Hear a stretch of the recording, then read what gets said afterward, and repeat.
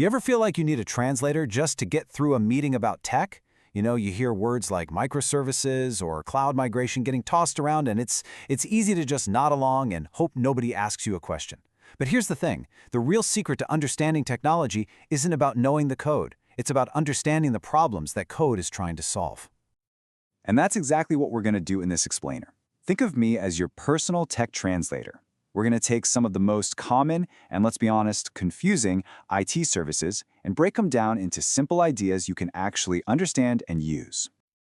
So, we've picked out 5 of the big ones, 5 core services that are totally changing the game for businesses right now. We're going to cover everything from giving old software a digital renovation to, well, basically renting a supercomputer in the cloud. You ready? Let's dive in. First up, let's talk about a problem that, trust me, almost every company is dealing with. Old, clunky software. The stuff that was built forever ago and just doesn't work like it used to.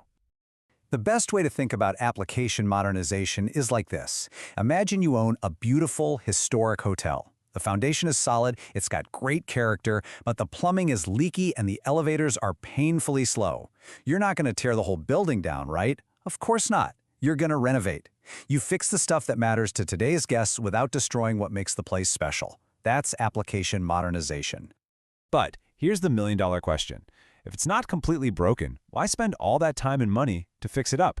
And it turns out there are some really, really good reasons. For starters, keeping those old systems running is an absolute money pit. It costs a fortune.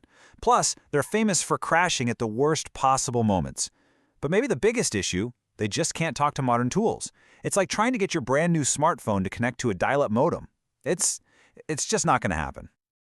And what does success look like in the real world? Well, check this out. A payment processor modernized its core system. The result? They handled 10 times more traffic on Black Friday, the busiest shopping day of the year, without a single crash. Now, that isn't just a cool tech story, that's a massive business win. Okay, so that's renovating one house. But what happens when the entire city needs an upgrade? Well, that brings us to our next big idea. Digital transformation is a much, much bigger deal. It's about completely rethinking how a business runs in a world that is now digital first. We're not just talking about fixing one specific problem anymore. We're talking about using technology to create totally new ways of doing business. This slide just nails the difference in scale, doesn't it? Application modernization is a tactical fix. You're updating one piece of the puzzle. But digital transformation, that's strategic. It changes the entire game board, from how you find customers to how you deliver your products.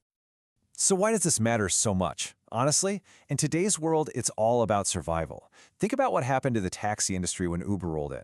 They didn't transform and they paid a huge price.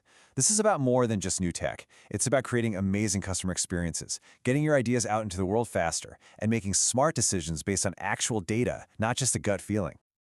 Okay, so you're busy building all this amazing new digital stuff. Great, but how do you make sure it actually works? And more importantly, that it keeps working without any embarrassing bugs or, even worse, security holes? Well, that leads us right into our third service.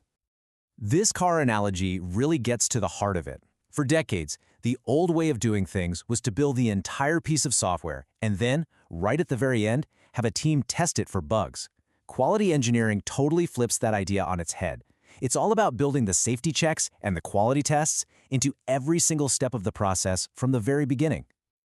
This concept has a name. It's called shifting left. Instead of one huge, stressful testing phase right before you launch, you're doing lots of small, continuous checks all the way through development. Not only is it cheaper and faster, but it helps you spot potential disasters way before they can do any real damage. And the stakes can be incredibly high. Just imagine an investment app where the buy stock button suddenly stops working during a huge market rally. That would be a catastrophe. Quality engineering, especially with automated testing, helps make sure those absolutely critical functions are bulletproof, protecting both the users and, of course, the company's reputation. So all of these new digital systems are creating just enormous amounts of information, right? But here's the catch. Having a lot of information is not the same thing as having useful insight. And that's where our next service comes into play. You've probably heard the saying, data is the new oil. And it's true, but raw crude oil straight out of the ground, it's messy, it's pretty much useless until you refine it. Data analytics is the refinery. It takes all of that messy, raw, unstructured data that a company has and turns it into something incredibly valuable. intelligence that you can actually act on. And the process looks a lot like a real refinery. You start by figuring out what data you actually care about, then you gather it all up, you clean it, and you start looking for patterns. In the final step, you turn those patterns into something visual, like a dashboard, so that real humans can look at it and make smarter, faster decisions. Here's a perfect example. A hospital analyzed years of patient admission data. What did they find? A totally predictable patient rush hour every single Tuesday morning. So, by simply staffing up during that specific time, they made patient care better and, get this, cut their labor costs by 15%. That is literally turning data into dollars. And for our final service, let's talk about where all this software actually lives and runs. I mean, in the old days, you needed a giant, hot, expensive server room in your office building to run your business. But thankfully, those days are long gone. This is hands down the easiest way to think about the cloud.